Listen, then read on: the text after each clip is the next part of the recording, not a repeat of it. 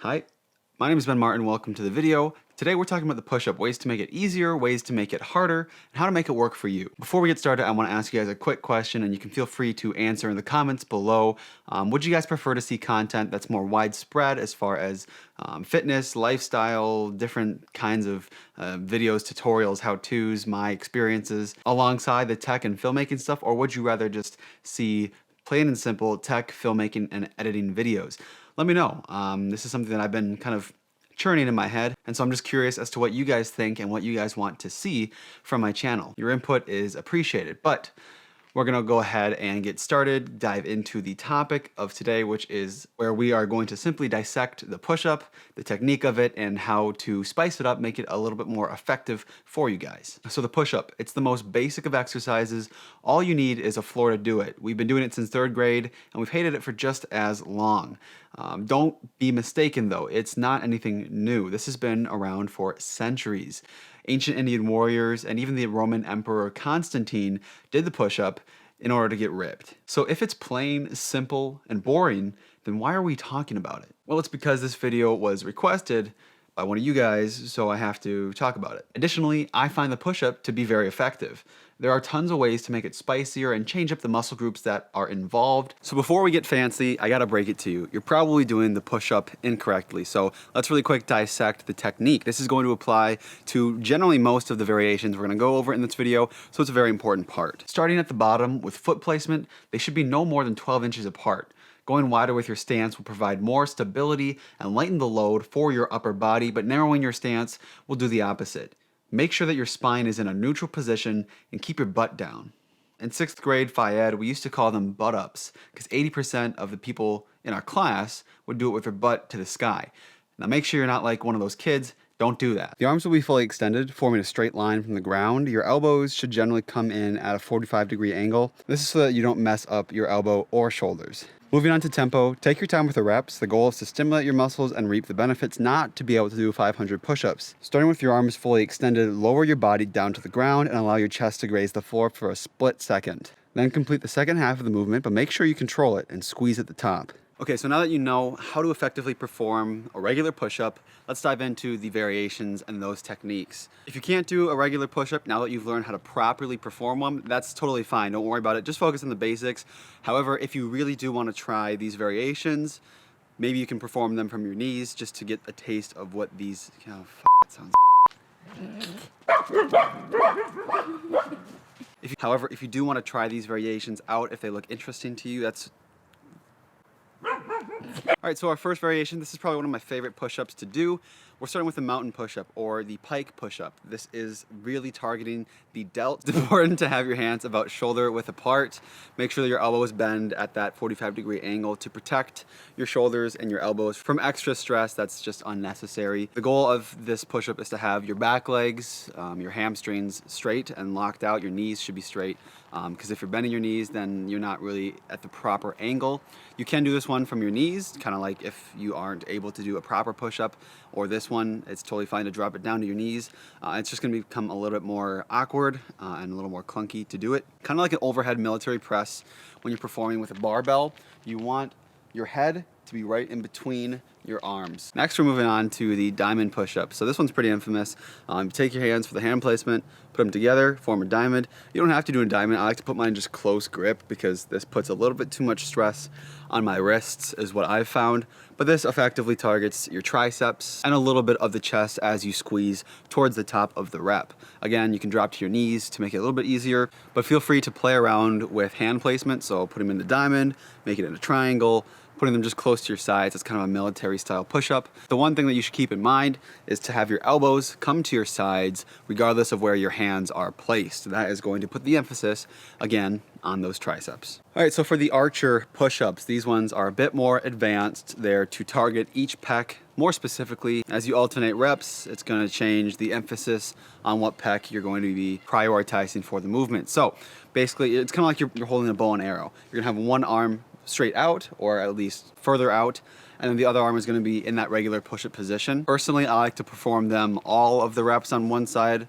Like if you're doing 10 reps, do 10 reps on one side, 10 reps on the other, as opposed to alternating. And then quite obviously, as you can probably imagine, the arm that's straight out is not going to be the primary mover. That one is just there for support.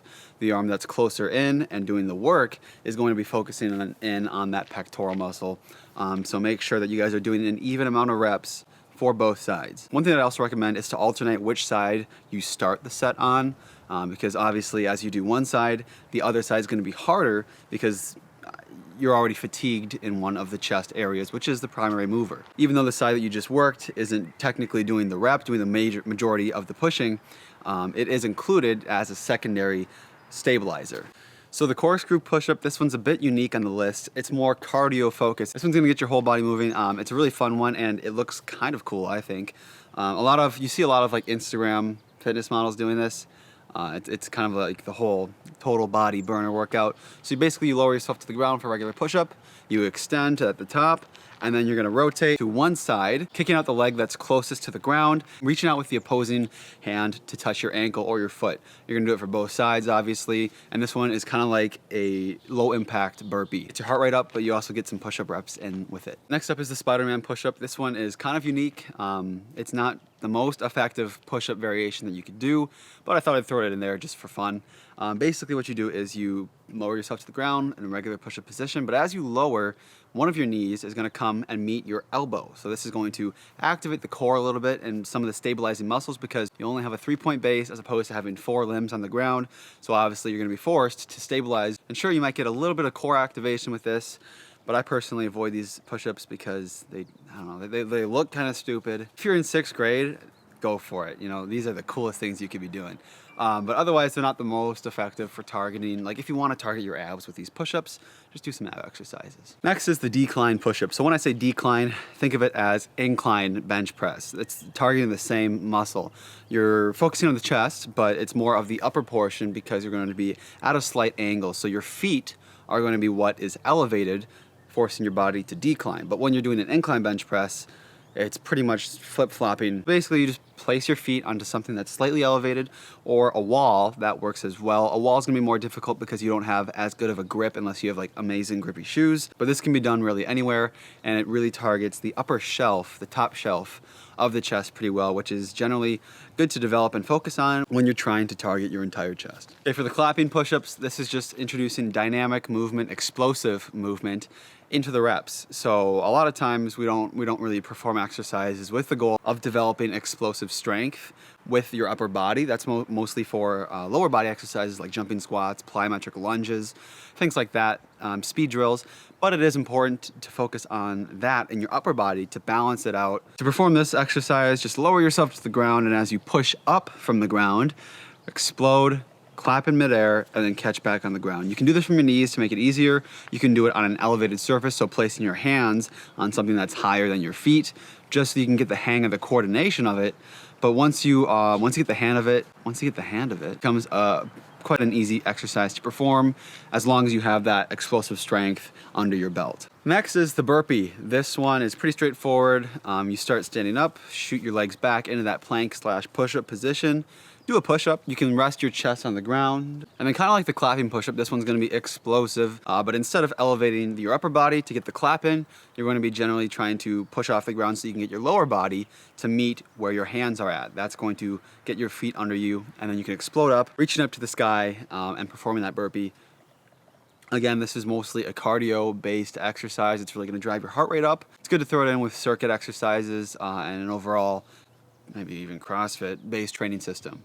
Last but not least is the Cobra push-up. This one's very unique. It looks like you're kind of doing some downward dog yoga stuff, but basically it focuses really well on the triceps, on the shoulders, and even a little bit of the upper chest and lower chest. Basically your whole chest, so your chest. Perform it, you're gonna start in the mountain push-up position. As you lower down, you're not gonna keep your head in between your arms. Instead, you're gonna push through and you're gonna scoop kind of down into a cobra stretch position or a seal stretch. I'm sure you guys have done some sort of seal stretch before. So basically it's just transitioning from the downward dog position into the seal stretch without having your upper body or chest brush the ground at all. And it's really hard. It's quite difficult.